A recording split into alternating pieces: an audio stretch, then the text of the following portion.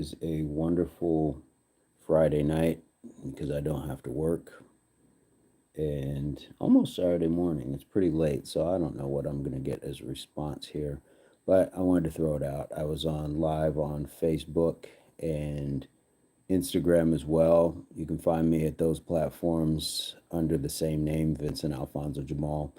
Um, Not hard to find as far as that goes. I do believe that branding, as far as just leaving the same um, name out there, helps people. But enough of that. Let me get into this. Try that in a small town.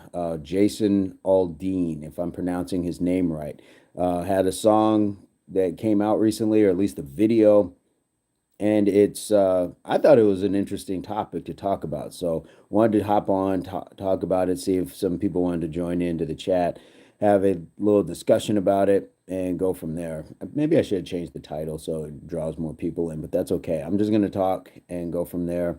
Hopefully people enjoy this later, and we can always have a good conversation. We don't always have to be divided and fighting.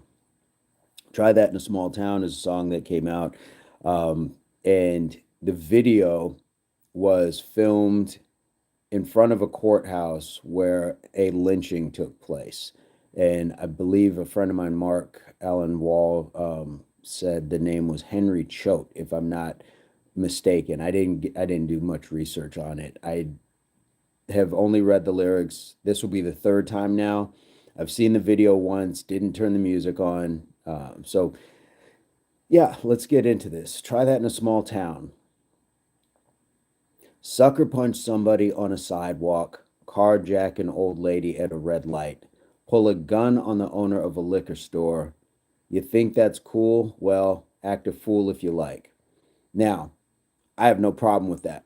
Right off the bat, I have no problem with that because he's talking about social ills of society. He's talking about a lot of problems that, whether you're a country music artist like he is, whether it's pop, whether it's rap to some degree, some rappers.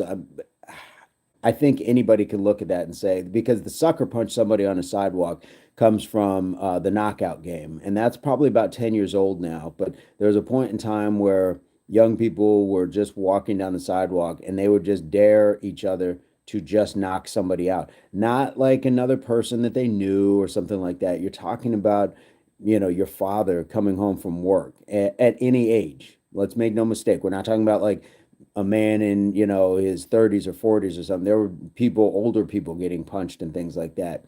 And then these kids would run off, and a couple people had died as a result of that. I'm not sure how many, but what happens, and it's common. It happens in bar fights too, or just street fights, where you get hit, you get knocked out. Now you are unguarded as your head hits the ground, and then that's where the fatal damage happens. So I agree wholeheartedly. The sucker punch, like, that is not cool, and that is definitely acting a fool. Carjacking somebody, there's no reason, no reason. And a lot of times it was just for joyriding, things like that. Pull a gun on the owner of a liquor store, same thing. If you're out robbing, but some of these things are also set in place because of deeper meanings, deeper reasons. But there's also a point where self accountability comes into play. So you think it's cool, well, act a fool. I don't know if people actually think that it's cool. I think that a lot of times that these are results of the society we live in, and we're a pretty sick society. We get a lot of entertainment through violence, and there's a lot of unchecked trauma and a lot of unresolved issues in people that have them act a particular way, a lot of addiction as well. So I think that it, on the surface, yes, it speaks to needing to have some real change in society, but I also think that there's a piece to this where we have to look at a deeper meaning and why our citizens, why our society is so ill. Cuss out a cop, spit in his face, stomp on the flag and light it up. Yeah, you think you're tough. Cuss out a cop. Why not just cussing out the next person? Do we have to make this a an occupational difference? Why are we cussing anybody out in the first place? Spit in his face. Why would you spit in? It's assault, first of all, so it's law breaking. So Again, I now you're starting to see a little bit of the divide, but the first part, clearly he's painting a picture that there's a particular type of people who do these things. Stomp on the flag, light it up. Um, you know, the things that the flag is represented. I'm not going to go light a flag on fire, but I'm not going to wave one either in pride. But to see when people do that, if they're not breaking laws, then it's no different than your right to First Amendment and to make this song. So you can point out a lot of things about people, but we can certainly, when you point one finger, three point back. Well, try that in a small town, see how far you make it down the road. Around here, we take care of our own. I've asked this on both other platforms. Who is our own? When you say take care of our own, who is our own? If you are talking about people of all demographics across the board who live in that community, then that's our own. These are the citizens of our society, whether it's differences in ethnicity, background, religion. Oh, rotate device. I lost you guys. Whether it's any of those things, then those are your people. But if you're just being, if we're just talking about tribalism, if we're just talking about being race loyal, um, you have that right as well. But now we're starting to see more divide in the song. We take care of our own. So if it's just being about small town people, humble and hardworking and respectful, that's different. So what do you mean when you say take care of our own, Mr. Aldine, or the person who wrote this? From what I understand, he didn't write the song, but you still sang it. So you kind of have to stand on it. You cross that line, it won't take long for you to find out. I recommend you don't try that in a small town. Um, what is a person going to find out? And you recommend that they don't. Okay, it's got to, I think anybody could do that. Like, don't do that in our area. Don't bring that to my house. What's the term now? F around and find out. So let's keep going. Got a gun that my granddad gave me. They say one day they're going to round up. Who is they? And they're going to round up. Well, that ish might fly in the city. Good luck. Try that in a small town, small town, small town. Got a gun that my granddad gave me. Slice of Americana. Okay, I'm sure a lot of people have something that their granddad gave them. They say one day they're going to round up. Well, I mean, honestly, they have rounded up. If I'm just going to project who I think you might be talking about, we've seen protests, we've seen riots too, and sir, we've seen it on both sides. We've seen people on both sides riot, and I dare say that the riots started on the side of these small town people to begin with. Let's go back to 1919. A lot of those, the we'll call them the race riots. I call them terrorist acts, but the race riots of 1919, the Red Summer, Tulsa in 1921. Who rounded up? Who rounded up? And there was small town mentality, small town. So try that in a small town, see how far you make it down the road. Around here, we take care of our own, da da da. Full of good old boys. Who do we think of when we think of good old boys? Raised upright. Well, what is define raised upright? I agree. Punching people, walking down the street, carjacking is not raised upright, but neither is dragging people of different groups out of their homes in the middle of the night to lynch them or take their women and have their way sexually with them through the paramount laws. Those aren't raised upright values either. Now, a lot of this may not pertain directly to the society now, but it still happened. And this is that small town mentality that he's touting, saying, try that in a small town. So if you're looking for a fight, try that in a small town. Why would you advertise if you are raised upright? I would think you wouldn't be looking for a fight. If you were raised up right, you would know, like, we're humble people. We stay to our own. You're advertising that you want smoke. Well, it's easy to duck into your own corner and say, come in here and try that. If you're really about that. And sir, if you're really that small town minded, why aren't you just playing small towns with your music? Aren't you the same person who was in Vegas, probably the mecca of everything you seem to be talking against? Aren't you the one who was playing there? So you don't mind earning your money and being able to retreat to your small town and talk about small town. But I mean, why play large venues then?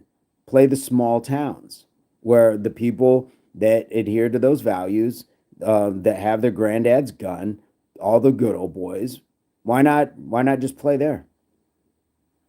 Again, there's a hypocrisy to this in my estimation, and this goes along with that heritage of when everybody was waving the Confederate flag probably about 10 years ago now. Remember that? And when everybody, even out here in the Southwest, you'd never seen it before, then suddenly everybody was Bo and Luke Duke, and they had a Confederate flag draped off of their truck, things like that. Okay, cool. If that's your heritage and that's what you want to do, then why don't you get paid in Confederate money? See how that spends for you. If it's all about heritage, but then all that went away. All that went away. I don't see it. I don't see it anymore. I don't see it anymore out here.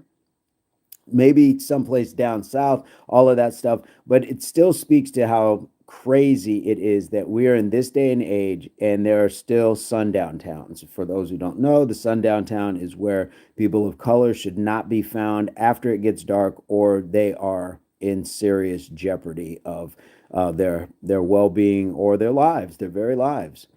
So this song, from what I've seen other people talking about, really dog whistles a certain sentiment.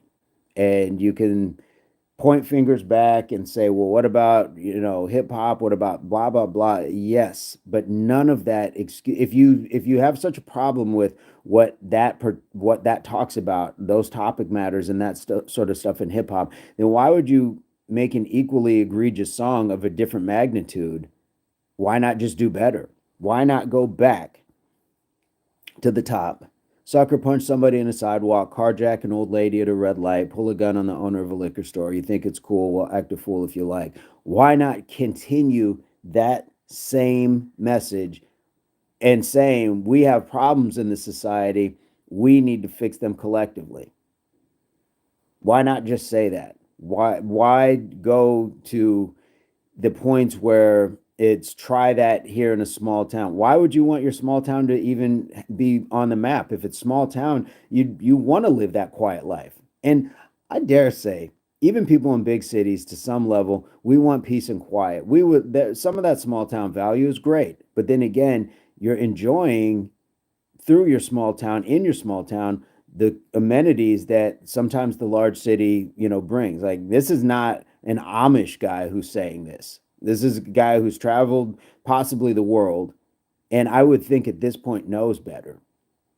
You probably worked with some people, or at least have been around some people who are of different demographics, and maybe I'm just way off with this guy.